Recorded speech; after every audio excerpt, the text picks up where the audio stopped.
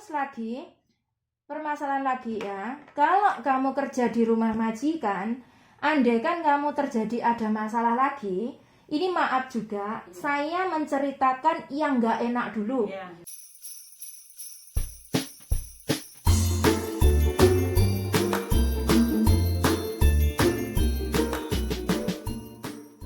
Selamat malam semuanya, mbak-mbak yang dari Indonesia.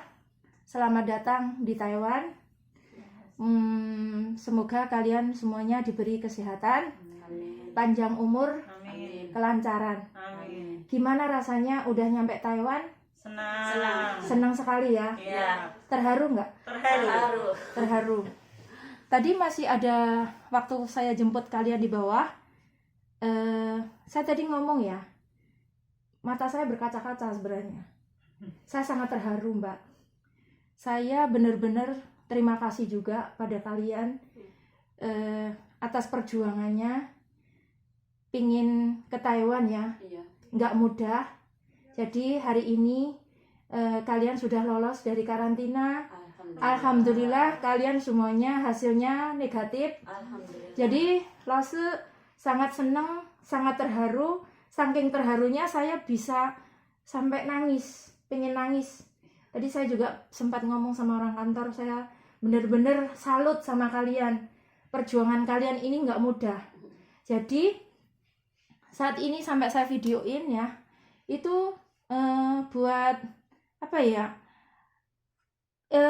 Isi hati kamu, curahan kamu sampai Taiwan, benar-benar harus ingat selama-lamanya.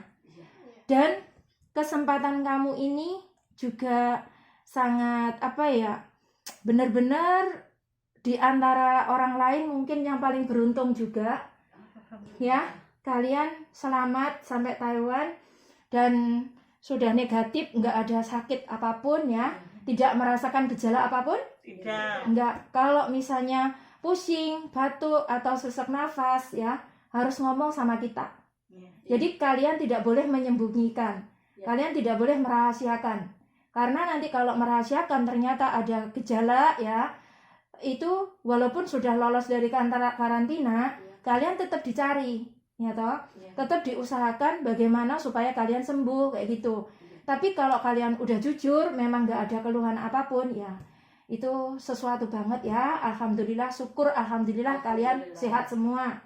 Oke, nah dalam kesempatan kali ini Lose benar-benar mau berpesan sama kalian, mau kasih briefing sama kalian beberapa menit aja ya. Kalian senang sekali udah nyampe Taiwan dan akan bekerja, akan berjuang ya. Saya tahu ada yang ex Taiwan ya, satu mungkin sudah tahu bagaimana Taiwan ya. Tapi yang ex 3 kan belum ex Taiwan, jadi masih belum tahu bagaimana kondisi di Taiwan ya. Pertama kali masuk kebetulan kamu pas dapat musim dingin. Jadi keadaannya seperti ini. Harus pakai baju yang hangat, pakai topi, pakai sarung tangan. Tapi nanti kalau sudah di rumah majikan, kalian sudah kerja ya, besok kan kerja, nggak boleh males-malesan. Jadi nggak boleh beralasan kalian kedinginan atau gimana terus nggak gerak. Justru kalau kedinginan kita harus gerak.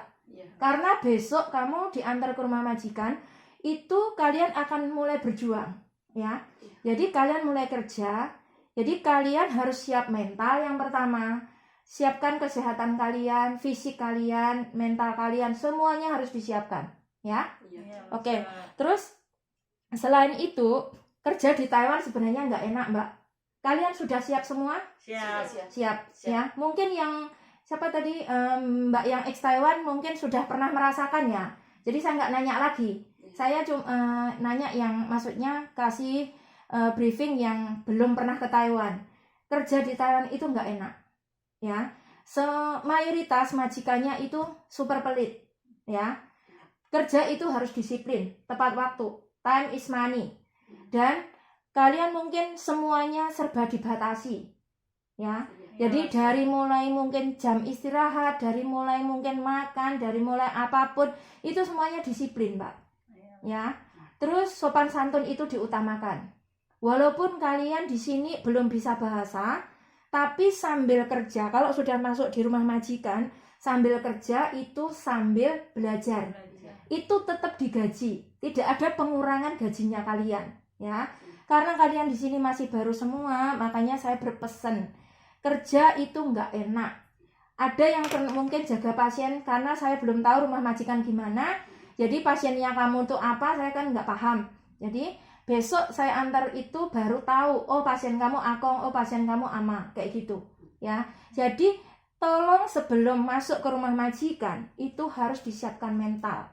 Kalau di suatu saat di rumah majikan kamu ada masalah, kamu boleh mengadu ke saya, ya. Pengaduan kamu boleh menanyakan bagaimana solusinya, saya ada masalah begini. Mungkin saya makan kurang kenyang, atau mungkin kamu istirahatnya kurang, atau mungkin majikan kok ngajari saya bentak-bentak. Itu semua boleh kalau kalian curhat sama saya. Tapi curhatan kalian, pengaduan kalian tidak boleh ngomong saya minta pindah majikan. Ya. Pindah majikan itu bukan cara untuk menyelesaikan masalah. Paham? Kamu misalnya, kenapa saya nggak boleh kamu ngomong minta pindah majikan? Andaikan memang terjadi, kamu menghindar dari majikan ini, akan menemui pasien yang sama, menemui masalah yang sama. Paham? Jadi kalaupun mau pindah 100 kali, juga nemui masalah sama. Kita nggak tahu di majikan pertama ini, masalahnya mungkin kurang kenyang, majikan pelit. Nah, kita bisa ngomong ke majikan, karena kamu pekerja, kita harus makan kenyang supaya kita kuat. Ya toh? Kalau kita nggak kenyang, gimana kita mau angkat pasien, mau jaga pasien, ya toh? Nah, mungkin satunya, oh di majikan ini majikan ngajari saya nggak sabar. Kita harus ngomong sama majikan. Bagaimanapun kamu masih pemula, bahasanya belum ngerti, masih butuh adaptasi, masih butuh waktu untuk belajar. Jadi kalau majikan ngajari kamu secara nada tinggi, nada keras, kita akan tegur majikan, ya. Jadi di poin-poin ini ada masalah, ada solusinya. Jadi solusinya bukan pindah majikan, paham? Ini penting sekali, ya. Terus lagi permasalahan lagi, ya. Kalau kamu kerja di rumah majikan, andaikan kamu terjadi ada masalah lagi, ini maaf juga, saya menceritakan yang nggak enak dulu, yang pahitnya dulu, biar kalian siap mentalnya. Kalau saya nanti cerita yang manis-manis dulu, kamu besok ke rumah majikan ternyata nggak sesuai apa yang saya omongin, kamu akan komplain, kamu nggak betah, ya. Jadi nanti kalau di rumah majikan, andaikan mengalami kesulitan, mengalami masalah, itu kita harus tegar, kita harus sabar. Kamu mengadu ke saya, kita juga harus cross check, mendalami permasalahannya di mana, ya kan? Kita juga nggak harus langsung datang, langsung jemput kamu, langsung gimana cross check apa, tidak. Kita butuh waktu, ya kan? Kita tanya dulu ke majikan, apakah ada masalah seperti ini, gitu. Nah, di saat itu kalian menunggu kedatangan kita, mungkin berapa hari kok belum ada respon, kalian boleh komplain. Tapi kalau sudah berkali-kali kita tidak ada respon, kan ya kita memang harus datang, ya. Nah, di saat itu kalian tidak boleh punya cara mungkin ngambek, marah, emosi, nangis, mogok, atau mungkin nggak mau kerja. Itu bukan cara penyelesaian, ya. Di sini kalian susah payah untuk datang ke sini, ini sangat-sangat susah. Perjuangan, ya kan? Antara hidup dan mati. Benar apa enggak? Kalau kamu di sini 4 orang di hadapan saya ini, alhamdulillah kalian negatif semua. Kita memikirkan teman kamu yang positif, yang beberapa hari lalu, ya, setiap hari ada yang positif, kita kan tekanan batin. Berarti kita harus bersyukur sekali kalian di sini sehat, ya. Makanya nanti kalau udah kerja, dihati-hati. Jadi kalau ada masalah, jangan langsung gegabah, saya nggak mau kerja dan lain sebagainya. Kita nggak boleh egois, ya. Pasti nanti di rumah majikan, kamu akan mendapatkan masalah, ibaratnya, ya. Bukan disengaja maksudnya, pasti ada masalah karena kita itu di sini belum saling mengenal, ya, gitu. Perlu pendekatan tadi sama pasien kamu. Perlu pendekatan adaptasi sama majikan, apalagi bahasa kalian kan belum bisa, ya. Jadi intinya kalau nanti di rumah majikan ada masalah, harus sabar, Boleh kontak, boleh ngadu, tapi ngadunya bagaimana cara penyelesaiannya. Paham? Paham. Dan nanti kerja di Taiwan ini juga nggak gampang, ya toh. Seberat apapun pokoknya harus sabar dijalani, ya. Terus jangan sampai kalian kabur. Kalau kalian kabur itu nyusahin banyak orang dan kamu sendiri nanti keamanannya gimana? Kalian yang mau tanggung jawab siapa? Itu nggak ada. Ya, kabur itu juga nggak menyelesaikan masalah. Kalau kamu kabur misalnya selamat nggak apa-apa. Tapi kalau kaburnya itu justru mencelakakan kamu, ya toh? Namanya kabur itu pasti tekanan batin, Mbak. Karena setiap hari kita takut, oh ada polisi, oh gimana saya kalau ketangkep.